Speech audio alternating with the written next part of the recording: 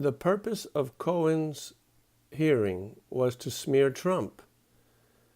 I've explained this many times before, but the Democrats just want an opportunity to make headlines where they smear Trump and they can accomplish political gains.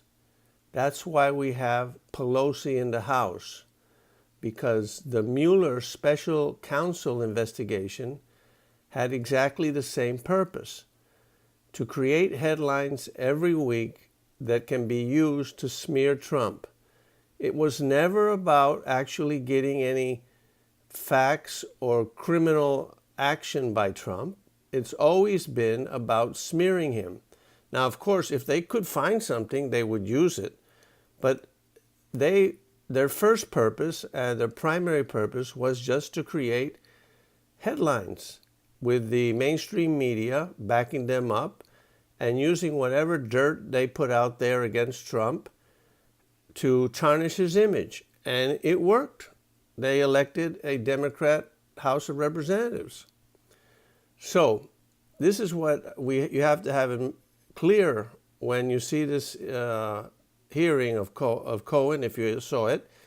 That's why they gave him 30 minutes to make an opening statement and 10 minutes at the end. They never do that.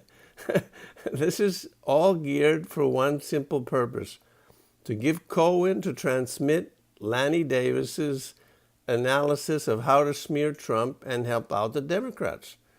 That's all it's about.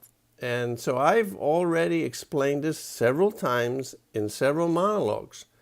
And I'm going to go through it again so that we understand exactly what the situation was before and still the situation again.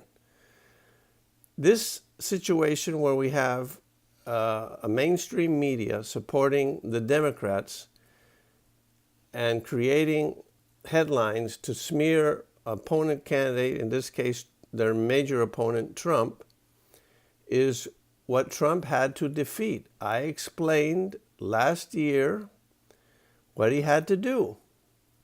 The first suggestion I had was to actually get him, what he needed to do was to make fire sessions, make a recess appointment. In other words, wait for the congressman to leave on vacation and then fire Jeff Sessions. Make a recess appointment of a new attorney general and have several dozens of FBI or Justice Department deputies to go in and grab all of the investigators' cell phones and their computers and get the dope on them, actually get the evidence. And what I suggested was that every day they make public more incriminating evidence against Mueller and the other band of thieves that he named, who all knew from the very beginning, as Strzok said to Page, there's no there. So that's why he didn't see why it was a waste of time for Mueller to investigate. But then he got in there anyway. Why? Because he realized, well, even if there's no there, we can create a lot of headlines. And that's good enough to get a Democrat House elected, and that's what they did. So that was my first suggestion. That had some guts. You had to organize that plan. And by the time the senators and congressmen got back from their vacation, the facts were already out there. But they needed to do what Special Counsel Mueller did to Manafort. Yeah, same thing. Come in there, take all their stuff, and start put it out in the light of day so that everybody would be able to see the truth. That's what they should have done. Now, if that was too ferocious a plan, too risky or whatever, plan B. Bring in Sessions.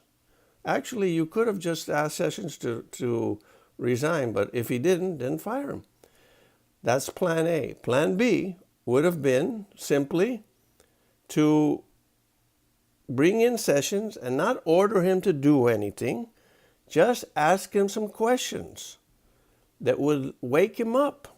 For example, was the information in the FISA warrant that was used to surveil illegally Carter Page, was that evidence based on any probable cause, like the Constitution requires? If the government can investigate anybody they want without probable cause, you have a tyrannical government, because everybody is intimidated and they can investigate anybody they want, and they can either get something on them or ruin their reputation or bankrupt them like they did to Flynn. Anyway, do a little Socratic interviewing with Sessions. Then just ask him, can you find out this information for me? That's all I want. I'm curious to know. Was that information in the FISA warrant corroborated?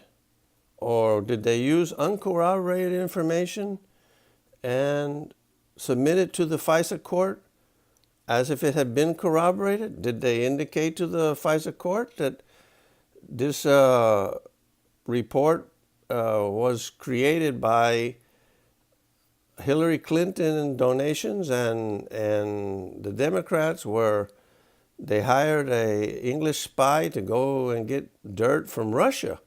In other words, they colluded with Russia and used that to smear Trump and to investigate him for 2 years going. So that's what they had to do. He could have done that.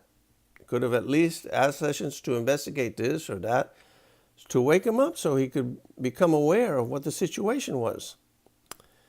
Anyway, they didn't do that either. And the last thing they could have done, which is a very timid thing, he could have declassified a lot of documents and made them public. The Republican congressman in the Freedom Caucus asked him to do it.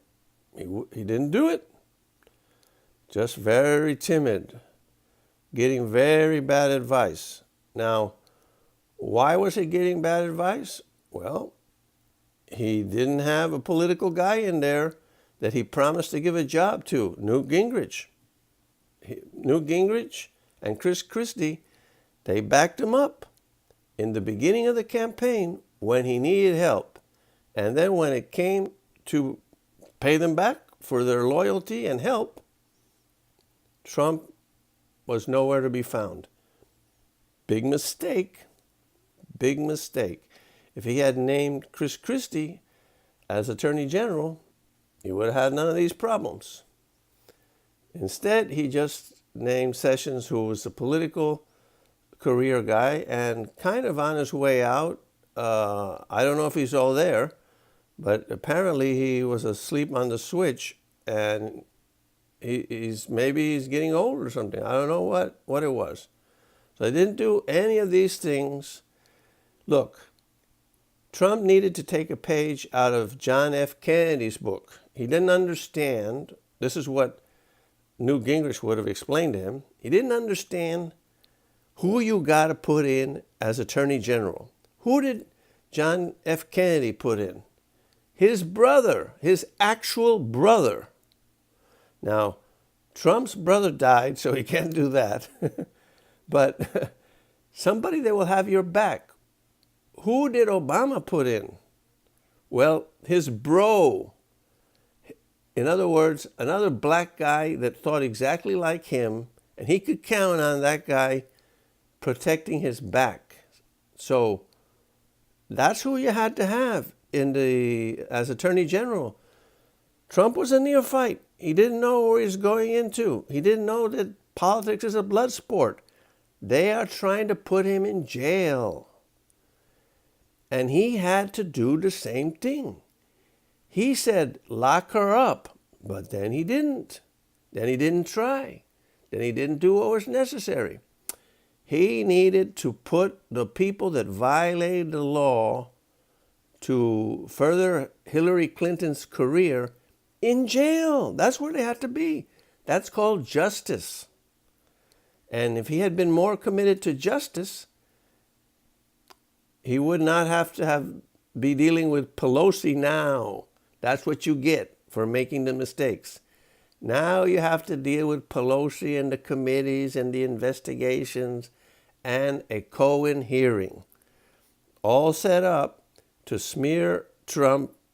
In other words, the Democrats' campaign, which is to smear Trump and make him look bad and try to win the next election. Well, that's my analysis. I've explained this before in previous monologues, but let's see if any of this can be put to good use. It would have been much different if he had followed my advice. Thanks for watching, and I'm back a little bit. My wife and I had a baby boy, and we're pretty busy taking care of him. So if you've noticed I haven't really been very active, that's the reason. Good night.